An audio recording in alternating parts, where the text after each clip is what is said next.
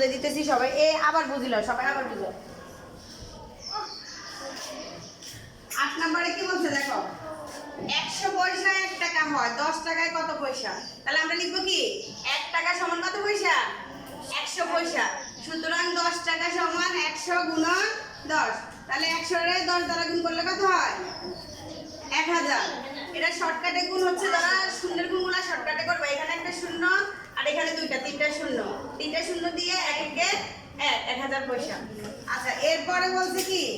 9 নম্বরে বলছে একটি বইয়ের 130 পৃষ্ঠা আছে এরূপ 28টি বইয়ের কত পৃষ্ঠা আছে তাহলে লিখবা কি একটি বইয়ের পৃষ্ঠা আছে কত 130 সুতরাং 28টি বইয়ের পৃষ্ঠা আছে 130 গুণন 28 তাহলে এই যে আমরা রাফ করছি 130 আর 28 গুণ করছি কত পাইছি 3640 আচ্ছা এবার আসো 10 নম্বরে বলছে মিলির টাকা 14 গুণ টাকা মুন্নির কাছে আছে মিলির কাছে যদি 225 টাকা থাকে তবে মুন্নির কাছে কত টাকা আছে তাহলে আমরা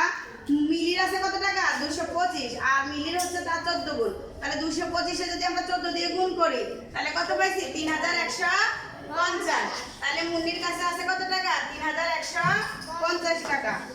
এরপর 11 নম্বরে কি বলছে দেখো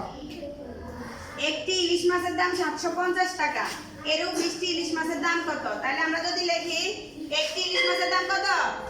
750 সুতরাং 20টি ইলিশ মাছের দাম 750 গুণন 20 750 কে 20 দ্বারা গুণ করলে কত হয় 15000 টাকা তাহলে কত টাকা পাইছি আমরা